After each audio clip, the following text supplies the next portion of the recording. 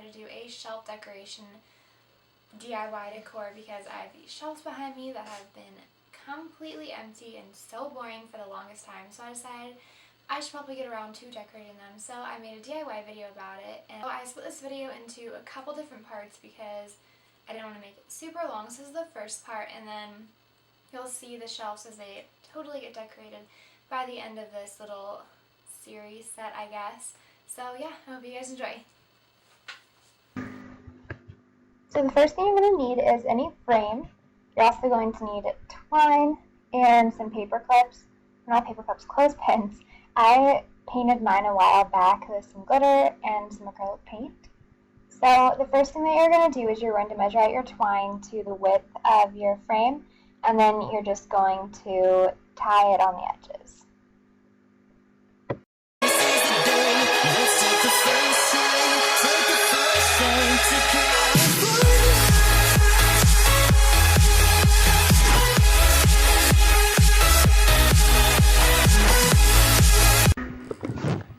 So next all you're going to do is hot glue the twine to your picture frame.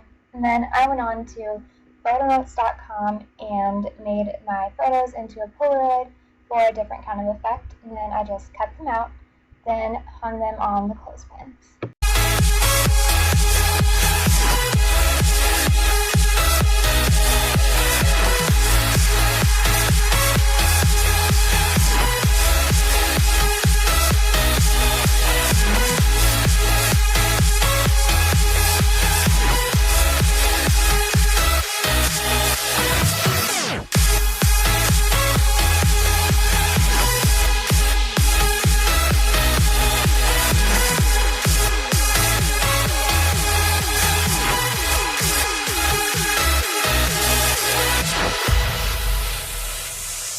So to hide the cords from my TV and DVD player, I just strung some Christmas lights on the shelf to kind of help them blend in.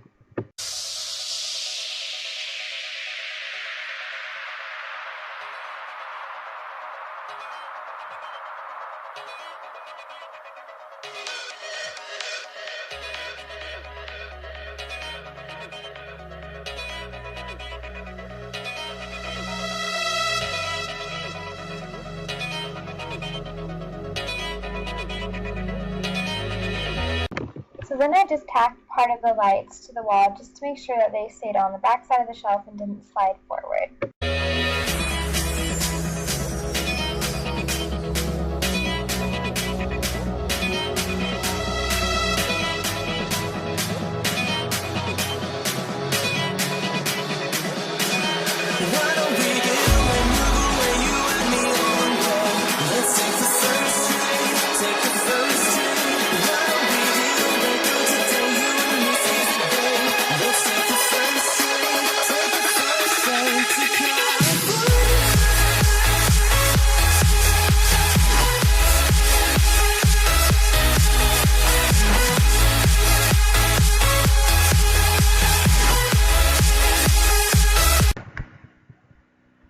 So for the DIY Chanel logo board, you're just going to need a piece of wood, you're going to need some wood stain, and you're also going to need just a sponge brush to stain the wood with. So I just painted on the stain going in the direction of the grain, and then at the end I drug the brush the entire width so you don't get starting and stopping points when you're painting.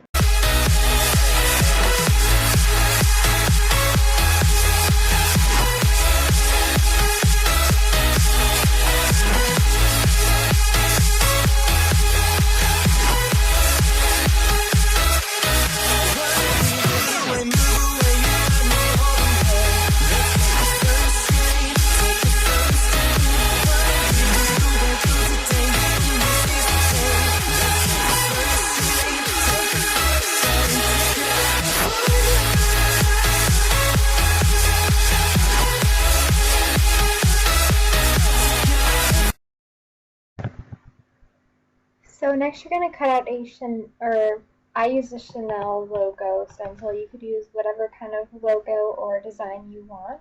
And then you're just going to cut it out. I couldn't find an X-Acto knife to cut it out and use like the stencil part of it, so I had to just cut it out with scissors, but I would recommend using an X-Acto knife. That way you could just tape the paper on the paint and then, or on the board, and then paint the inside of it. But instead I just cut out the logo and then placed it on the board and traced it with a pencil and then went over that with some white paint.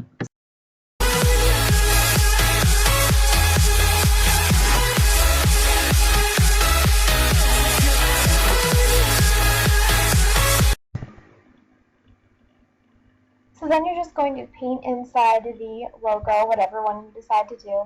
And then I just use 3 coats of white acrylic paint, and that seemed to cover up it completely.